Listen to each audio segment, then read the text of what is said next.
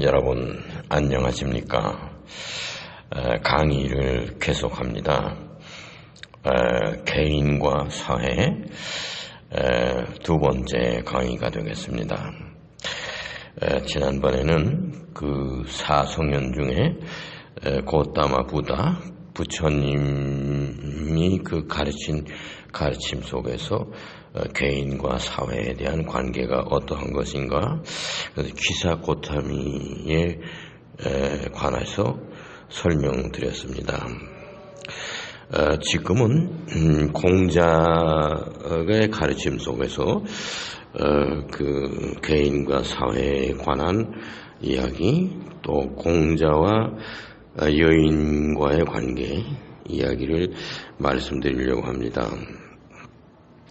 공자는 수신, 제가, 치국, 평천하, 그러니까 우선 개인이 먼저 수양이 돼야 되는 겁니다. 개인, 그 다음에는 가정을 다스릴 줄 알고, 그 다음에는 치국, 나라를 다스리고, 그 다음엔 온 세상을 평화롭게 한다. 수신, 제가, 치국, 평천하. 그러면 이제 이러한 그 말 속에서 개인과 사회에 대한 그 함축된 공자의 생각을 알 수가 있죠. 사회를 생각지 아니하는 개인, 또는 개인이 없는 사회, 이런 것이 있을 수 없다 하는 이제 개인과 사회와의 변증법적인 관계, 이러한 것을 아주 쉽게 표현한 말이 수신, 제가, 치국, 평천화일 겁니다. 공자는 노나라에서 태어나서 나중에도 노나라로 돌아와서 교육가로서 학교도 설립하고 많은 제자들을 한 3천여 명의 그 사람들을 가르쳤다 그래요. 그리고 70인이 넘는 제자들이 있었고, 그 중에 10명의 빼어난 철학자도 있었고, 공문 10철이라는 말도 있고 그랬습니다. 그러면은 공자는 사실은 불운하게 세상에 태어났어요. 우선 사생아의 입장을 평생 그 이미지를 벗지 못했습니다. 그리고 아버지가 일찍 타계했어요. 공자가 3살 때. 그리고 이제 그 홀어머니 밑에서 아주 유아 시절을 보내다가, 또 어머니도 봉사가 되고 장님이 되고, 그러니까 이제 어머니를 또 모시고 다니고 이래야 되니까 10대에 그 공자는 상당히 불행했습니다. 근데 그 어머니가 15이나 16살 났을 때 어머니마저 또 세상을 떠났어요. 그러고 나서 이제 노자를 찾아가서 나를 좀 가르쳐 주세요. 그래서 이제 학문의 뜻을 두고 공부를 하기 시작했다, 그런 겁니다. 그런데 이 공자는 콤플렉스가 많았어요. 그러니까 자기 아버지가 훌륭한 무사였습니다. 그리고 공부도 많이 했어요. 문무를 겸한 사람이고, 또 굉장히 귀골이 장대하고 아주 미남이었던 모양입니다. 그래서 자기 아버지처럼 내가 돼야 되겠다. 나도 무사가 되고, 또 정치에 관여해서 내가 상당히 출세하고, 그럼으로써 내 어떤 그런 사생아라고 하는 콤플렉스, 이런 것도 해결할 겸, 그래서 정계에 입문해서 상당히 높은 자리까지 올라갔습니다. 법무부 장관, 오늘날로 말하자면, 또 그리고 그 다음에는 대법원 원장 이런 정도까지 올라갔어요. 그리고 또 그 무슨 재정 분야나 무슨 경영 분야 쪽에 또 업무를 했어요. 그러니까 그 공무원 역할을 상당히 그 다방면에서 했던 사람이라 볼 수 있습니다. 그러면 자기 자신이 사회생활을 했기 때문에 공자는 그 사회에 대한 생각이 이론으로도 정립되어 있었고 자기가 실제로 인생에서 사회생활의 체험도 많이 했을 겁니다. 그런데 공자는 어렸을 때부터 음악을 잘했어요. 노래를 잘하고 그 당시에 악기들도 많이 연주하고 그랬었다고 그래요. 상당히 음악적인 소질이 있었고 음악을 좋아했고 그랬는데 그 공자는 이제 그 정치 철학에서 얘기하는 것은 백성들을 가르칠 때 예의를 지키는 거, 예기라는 그 글을 썼어요. 그런데 그런 글이 있어요. 예기에서 많이 그 영향을 받아가지고 국민들에게 예의 범절을 가르쳐야 되고, 그 다음에는 음악을 가르쳐야 되고, 그러니까 이제 그 정치를 잘 하려면은 국민을 교육을 시켜야 되는데 국민들이 예절을 바르게 지키고, 그러니까 도덕적인, 윤리적인 그런 분야죠. 그리고 그 다음에는 음악을 교육시켜야 되겠다. 그러면은, 국민들이 아름다운 마음을 가지고 예절을 지키고 그런 국민들의 수준이 높으면은, 임금님이 정치하기가 수월하겠다. 이런 생각을 했습니다. 그래서 이제 그 논나라 주변에 위나라하고 제나라가 제일 그 논나라에게 그 침범하고 상당히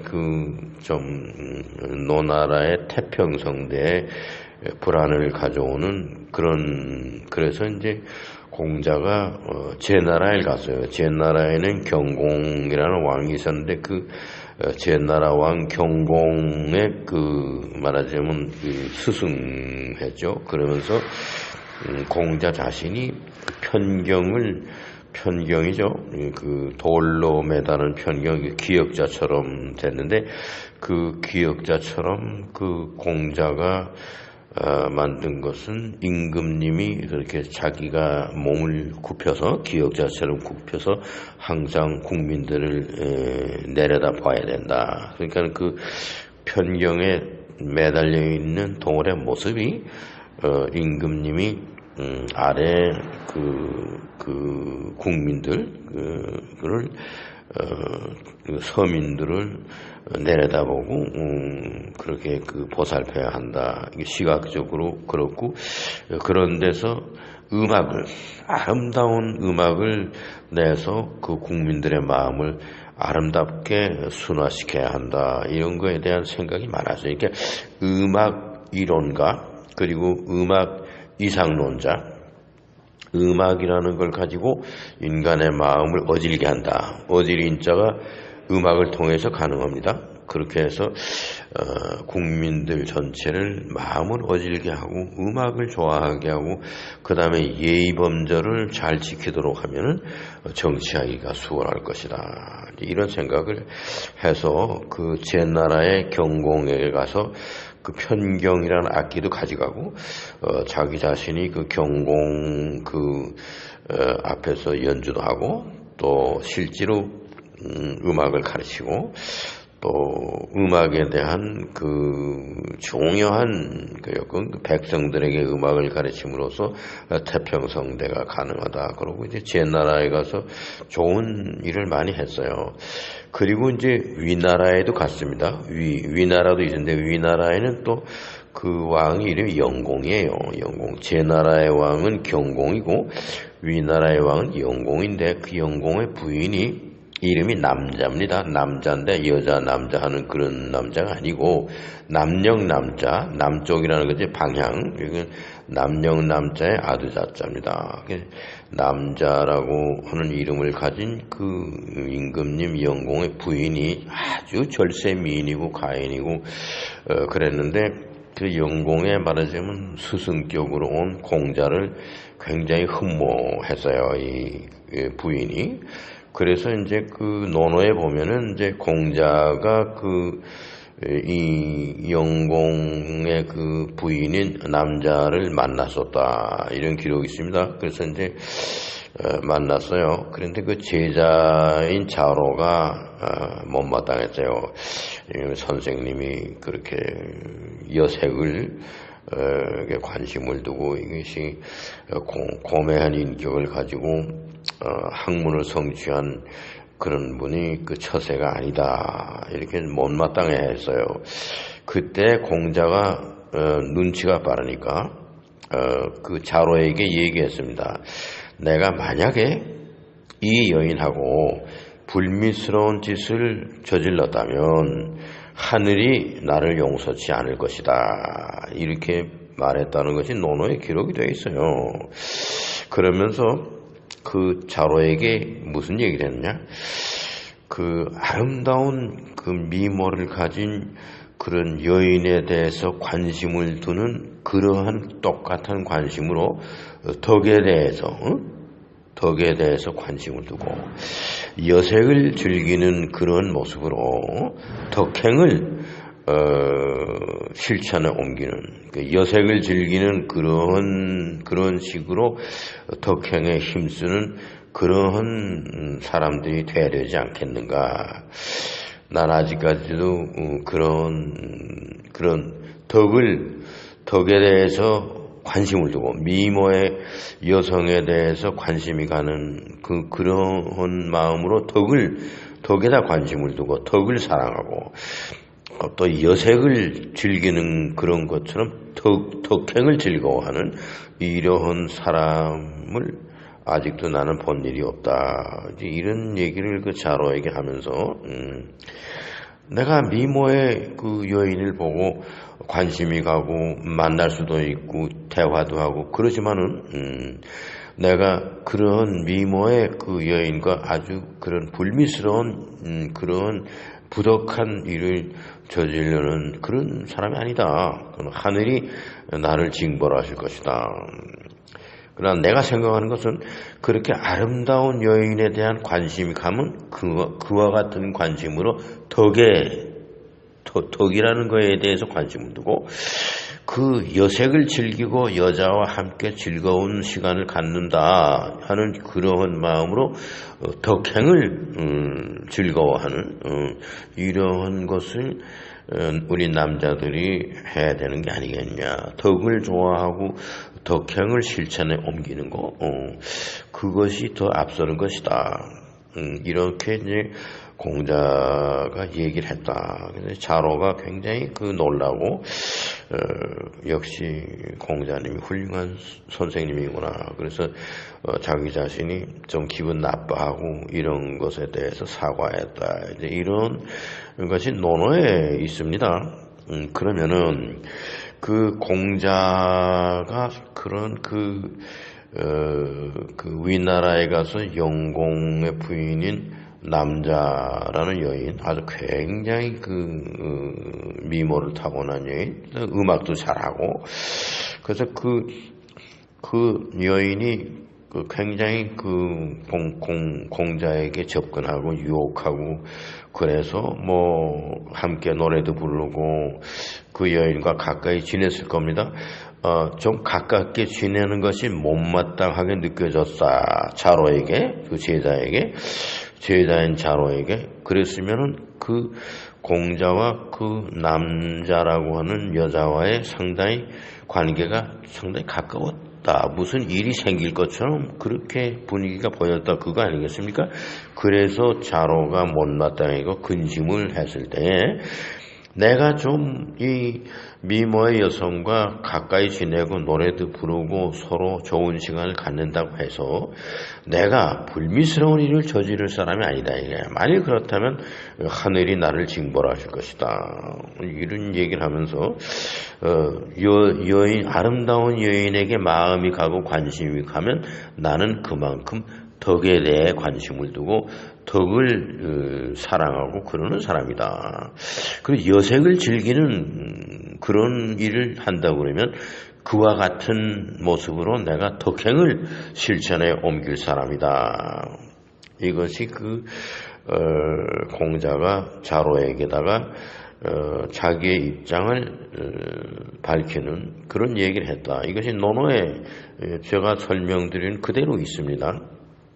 그러면은 공자와 아주 미모를 갖춘 여인과의 관계, 이것이 아주 공자가 여성 관계를 무질서하게 아주 그렇게 어떤 그런 성관계 뭐 이런 거에 대해서 난잡했던 사람이냐? 절대로 그렇지 않습니다. 공자는 나름대로 여성을 높이 평가하고 아름다운 여성에게 그 여성이 가진 매력이지만 아주 인간으로서 그런 것이다.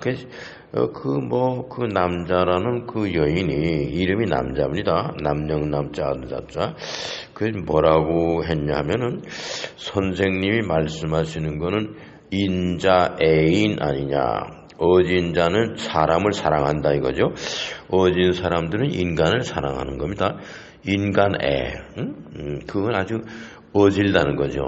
내가 모든 인간을 보면 사랑한다 이거예요. 모든 인간이 내 눈앞에는 좋은 사람으로 보이고 내가 사랑하고 싶은 인간에 대한 사랑입니다. 그거를 어떻게 생각했느냐. 어진 당신은 애인이 필요하지 않겠나. 인자가 애인이 있어야 된다. 근데 내가 당신의 애인이 되면 어떻겠느냐. 뭐 이렇게 해석을 했다. 이런 말도 있습니다.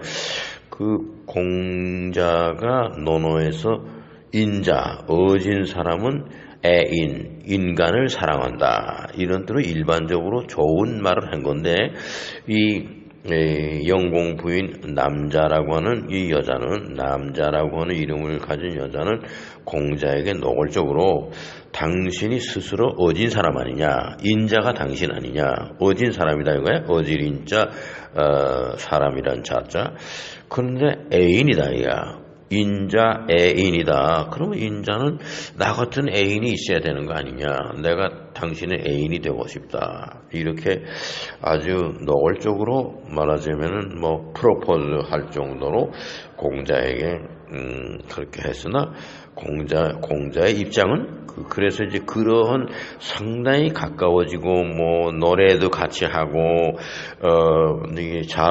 제자인 자로의 눈에 보면은 무슨 일이 생길 것 같은 그런 불미스러운 일이 생길 것 같은 근심 걱정이 되니까 못마땅해 하고 선생님 좀 자중하셔야 됩니다. 이렇게 충고했을 거 아니겠습니까? 그럴 때 공자의 포지션이 무엇이냐. 내가 아름다운 미모를 가진 여성에게 관심이 가는 거. 그만큼 나는 덕에 관심을 두는 사람이다. 그리고 여색을 즐긴다. 여자하고 섹스하고 하고 이렇게 여색이라는 색을 즐긴다. 그러한 식으로 덕행을 실천에 옮기는 그런 것이 내가 할 일이다 이거야. 나는 아직까지도 그런 사람을 못 봤다. 근데 나는 아름다운 여성을 보면은 그 여성에 대한 관심이 간다는 것은 덕에 대해서 관심을 갖는다. 나는 그렇게 생각하는 사람이고, 여색을 즐긴다. 그러면 덕행을 즐기는 것이 여색을 즐기는 것처럼 그렇게 했으면 좋겠다. 이런 생각하는 사람이다 이거지. 나는 절대로 여자와 불륜의 관계, 불미스러운 일 그런 거 할 사람이 아니다. 그러면서 아주 직설법으로 얘기한 것은 내가 이런 여자와 함께 불미스러운 그런 짓을 저질렀다면 하늘이 나를 징벌하실 것이다. 이렇게 아주 직설법으로 그 제자인 자로에게 이야기했다. 이런 겁니다. 이런 거에서 공자가 여성을 어떻게 봤느냐. 단순히 그 여성을 그 미모가 남자의 어떤 그런 매력, 남자에게 끌려오는 매력이다. 이래서 그 여성의 미모에 막 빠져가지고 여색을 즐기고 호탕한 그런 남자다. 자기는 그런 사람이 아니다. 자기는 아름다운 여자를 보면은 덕을 먼저 생각하고 아름다운 여자와 그런 여색을 즐긴다 하면은 나는 그렇게 덕행을 실천에 옮기겠다. 이런 사람이다. 이렇게 제자인 자로에게다가 설명을 했습니다. 그러고 그런 일이 있은 후 자로가 무슨 그 오해를 받아가지고 위나라에서 살해를 당했습니다. 그랬을 때 굉장히 공자가 슬퍼했어요. 그래서 이제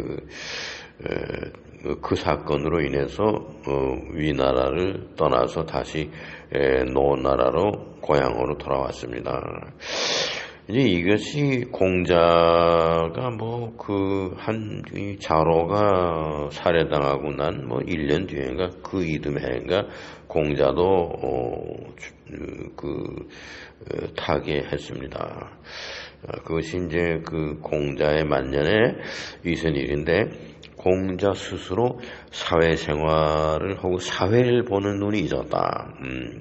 정치도 하고 공자는 술신제가 치국 평천하라고 하는 것이 개인과 사회가 연결되어 있다. 사회가 없는 개인 있을 수 없고 개인이 없는 사회 있을 수 없다. 개인과 사회와는 변증법적인 관계에 놓여 있다. 그리고 그 여성의 지위가 어떤 위치냐. 아주 미모를 띄운 그런 여성, 아주 공부 많이 하고 뛰어난 여성, 그런 여성이 단순히 남자들의 어떤 호색, 여색을 즐기는 그런 것이 되면 안 된다. 그런 여자들 보고 여자에 대해서 관심이 있는 그런 뉘앙스로 덕에 대해서 관심을 두고 여색을 즐기려고 하는 그런 식으로 덕행을 실천에 옮기는 그러한 일을 해야 할 것이다. 그것이 자기 자신의 입장이다 하는 겁니다. 여기서도 그 부처님이 그 기사고탐이라는 그 미모의 여성이죠. 아주 젊었고 아주 뛰어난 그 아름다운 여인을 굉장히 그런 어떤 성적인 충동이나 그런 여색이나 이렇게 생각을 안 하고 아주 높은 인격을 가진 그 인격체로서의 여인을 생각했다. 그 공자도 마찬가지입니다. 그런 면에서 여성을 아주 높이 평가하고 절대로 여성을 폄하하거나 무시하고 그런 사람이 아니다. 성인들은 전부 여성들을 존경한 사람들입니다. 부처님도 여성을 천대하거나 폄하하지 않았고 공자님도 그 여성을 막무가내로 좀 이쁘게 생기고 미모가 있는 여성 같으면 내가 그 여자하고 만나서 그런 여색을 즐기는 이런 행동을 하고 그러한 대상이다. 이렇게 생각을 안 했다는 겁니다. 안 하고 여성을 보면은 덕을 생각하게 되고 아름다운 여성을 보면은 아름다운 덕을 생각하고 여성과 가까이 지내는 것은 덕행을 실천에 옮기는 것과 같이 생각했다. 공자님의 말씀입니다. 그 논어에 있는 해석이고 이 사성현 중에 오늘은 공자님에 대해서 그 개인과 사회가 변증법적인 관계에 있는 것이다. 그리고 공자님 스스로 사회생활을 많이 했고 가르치는 일도 했지만은 정계에 입문해서 상당히 그 벼슬도 하고 높은 그 정치도 하고 그래서 개인과 사회를 그것을 다 중요하게 생각했던 그런 분이다. 이러한 말씀으로 오늘 두 번째 개인과 사회에 대한 그 공자님에 대한 설명을 마치겠습니다. 감사합니다.